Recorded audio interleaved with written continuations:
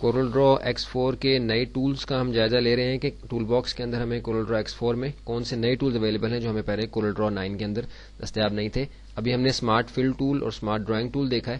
اب ہم اپنے بیسک شیپس کے جو ٹولز ہیں اس کے اندر ہم دیکھیں گے کہ ہمیں کون سے نئے ٹولز کورل ڈرا X4 کے ٹول باکس میں دستیاب ہیں. آپ دیکھ رہے ہیں کہ ہمارے پاس ریکٹینگل ٹول کے اندر ایک سمپل ریکٹینگل ہے جو کہ ہمارے پچھلے ورژن میں بھی تھا, کورل ڈرا 9 کے اندر بھی ہمیں اویلیبل تھا. اس کے بعد ہمارے پاس ایک نیا ٹول یہاں جو آیا ہے وہ 3 پوائنٹ ریکٹینگل ٹول ہے. یہ کس طریقے سے کام کرتا ہے؟ پہلے ہمیں یاد ہے کہ ہم ریکٹینگل بنا کے اس کو کسی اینگل پہ روٹیٹ کرتے تھے اس کے اینگل کو چینج کرنے کے لیے.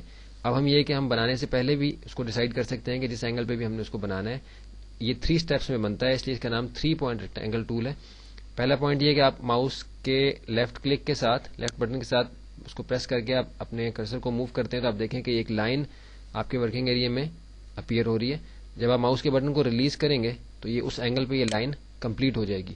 اس کے بعد یہ 2 اسٹیپ ہو گئے, پہلا اسٹارٹنگ اسٹیپ اور یہ آپ کا ماؤس کا بٹن جو آپ نے ریلیز کیا.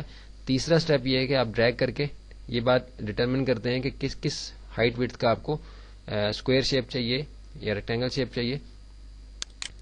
اب دیکھیے کہ میں نے جیسے ہی کلک کیا تو میرا جو شیپ تھی وہ کمپلیٹ ہوگی ایک خاص اینگل کے اوپر جس پر کہ میں اس کو بنانا چاہ رہا تھا. اس کے ذریعے سے ہمیں جیسے ہمیں سمپل ریکٹینگل ٹول کے اندر ریکٹینگل بنانے کے بعد اس کو کسی اینگل پہ روٹیٹ کرنا پڑتا تھا, یہ روٹیٹ کے ہینڈل جو ہمارے ہیں اس کے ذریعے سے. اب یہ کہ میں 3 پوائنٹ ریکٹینگل ٹول کے ذریعے سے پہلے سے ہی اسی اینگل پہ میں لائن کو ڈرا کرتا ہوں جس لائن پہ میں نے اس کو روٹیٹ کرنا ہوتا ہے, اور پھر میں اس کو اسٹریٹ اوے اسی شکل میں اس کو یہاں سے بنا سکتا ہوں. اس کے بعد ہمارا ایلپس ٹول ہے جو کہ سرکل ڈرا کرنے کے لیے استعمال ہوتا ہے. پہلے اس طرح تھا کہ ایلپس ٹول کے ذریعے سے اگر ہم نے اوول شیپ بنانی ہے تو ہم صرف ورٹیکل بنا سکتے تھے. کسی اینگل میں اوول شیپ کو لے جانے کے لیے ہمیں اس کے روٹیٹنگ ہینڈلز کے ذریعے سے روٹیٹ کرنا پڑتا تھا.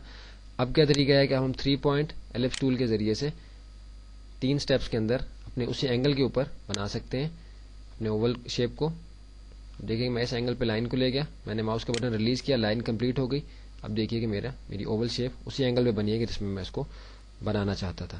یہ ہمارا ریکٹینگل ٹول اور ایلپس ٹول ہم نے دیکھا کہ اس کے اندر کیا اضافی ٹولز ہمیں کورل ڈرا 9 کے اندر دستیاب ہیں.